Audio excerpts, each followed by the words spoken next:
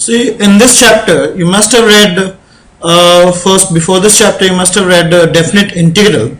See, in definite integral, we have seen this kind of integration, fx dx. We saw this kind of integration.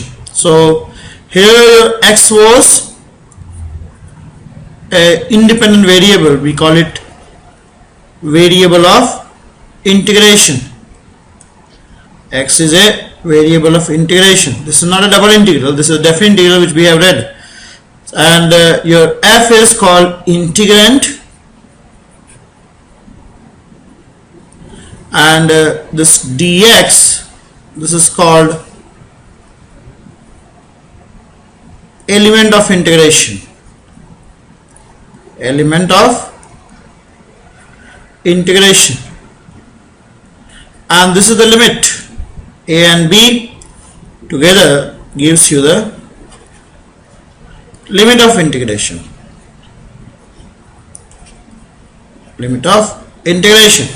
And the whole thing is called the integral, right? This whole thing is called integral. But in double integration, I'll compare this with definite integral which we have done. In double integration, you have the function of two variables. You have the function of two variables.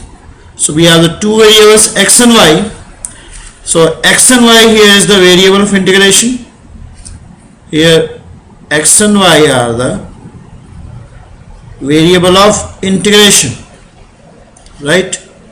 X and y is the variable of integration, and this is the element. Dx dy is the element of integration.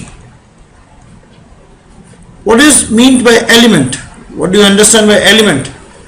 See, I'll discuss with you. Before that, let me discuss about the domain of integration. What is meant by the domain of integration? This is your integrand. So integrand can be a constant, it can be a function of x, or it can be a function of y, or it can be a function of x and y both. So it says integrand. And you have the limits. Limits will be of the form x equals to say f1y, since we are integrating first with respect to x, f2y, and y equal to c to y equal to d.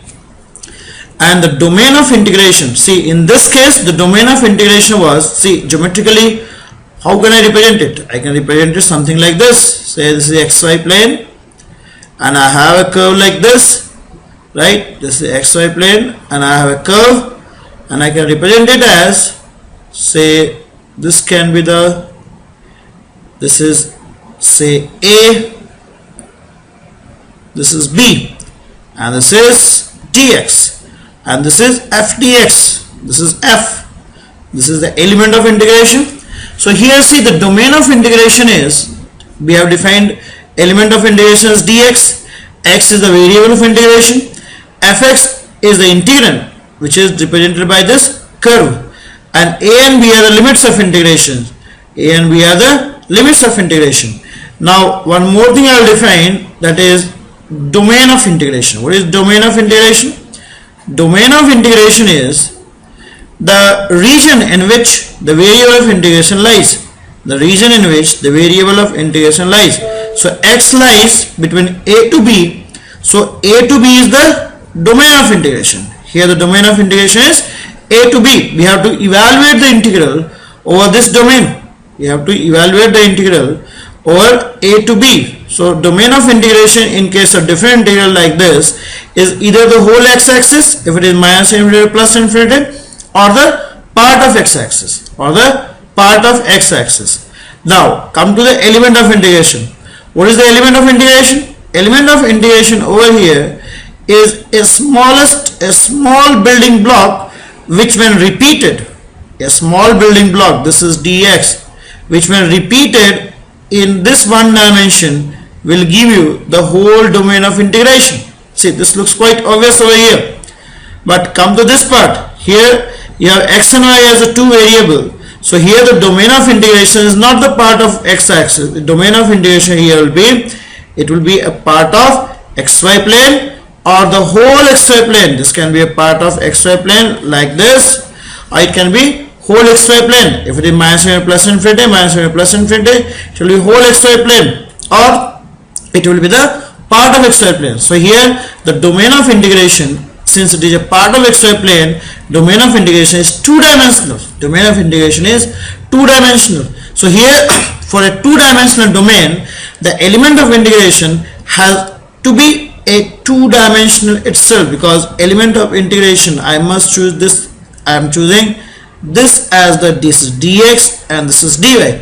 So this, when repeated in the two direction, which when I put it successively in direction of x and y, I generate the whole domain. So the basic definition of the element of integration is, it is a building block which when repeated which when successively put in the domain will generate the whole domain of integration. Here the domain was one dimensional, part of x axis, so my element of integration was dx. Here the domain is two dimensional, so the element of integration is dx dy. See, dx dy is such an element which can generate any kind of dx dy is such an element. See, this is x and y. Dx dy is an element which when repeated in the direction of x and y, it can generate any kind of domain. So dx and dy, dx into dy, it together, it is a universal element for a two-dimensional domain of integration. If I want to generate a two-dimensional or a plane, a part of xy plane, I can always take dx dy as the element of integration. In case of polar coordinate, where you have, say, this initial line and this is the origin, we take this is dr, we take this dr, and say if this is a theta, and say let this be d theta, this is d theta, then this curve is going to be, I call this as r d theta, and this as dr. So this comes to be, this is your r d theta and this is your dr. So this is taken as the element of integration. So this is dr, this is r d theta. So the element of integration is taken as r dr d theta. So this is the element of integration if you want to evaluate the integral in polar coordinates. Alright. So this is the element of integration in case of, if you use polar coordinate to evaluate this integral. If I use Cartesian coordinate, I can take dx dy as the element of integration. So I'll tell you the definition is the element of integration is such that if I repeat it in the direction of x, for this I repeat it in the direction of x and y, so as to I get the whole domain of integration. See, I can't take this as the domain of integration, a small circle, because a small circle which when repeated won't generate this domain. You will have some void over here, you have some void, right? See, you have some gaps are there, some gaps are left.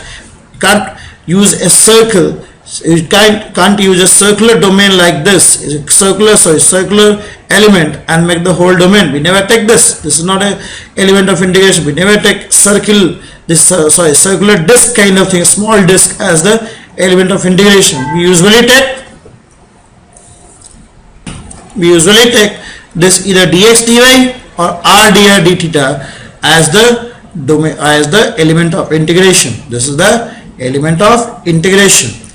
Now so I have discussed with you limits of integration are just the boundary a to b, right? So we have discussed integrand, we have discussed about the element of integration. Now I'll talk to you about the how to evaluate this. See, in this chapter you will get two kind of question. One is based on the change of order. See, this was not a topic over here because you had only one variable of integration. It has to be evaluated with respect to x, but here you have an option. You can evaluate it first with respect to x, then with respect to y, or you can evaluate it first with respect to y and then with respect to x. So it can be evaluated, the integral can be evaluated in two order, either first with respect to x and then with respect to y, or I can evaluate it first with respect to y and then with respect to x. It can be done in either order. Sometimes you are given a question, suppose here the limits I have put, I have to, here if I write like this, I have to evaluate it first with respect to x, so so that's why I am putting the limit of x over here. X is varying from f1y to f2y. Then this becomes a function of y, which when integrated with respect to y and we put the limit, ultimately you get a constant value, right? So this is one order of integration. Now I have an option. I can integrate first with respect to y, and then here I'll have the limit of y, like y equal to f1x to y equal to f2x. Then this whole thing will become a function of x, and then I have to integrate with respect to x. Here the limit will be of the form x equal to a to x equal to b. That is other order of integrating.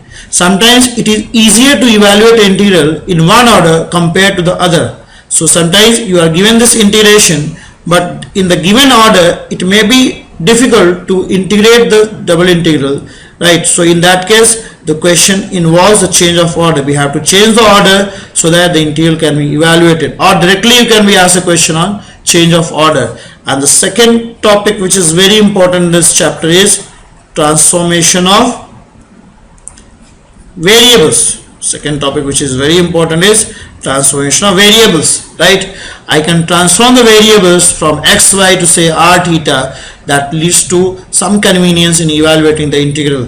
So we will see these two topics in this chapter. All right.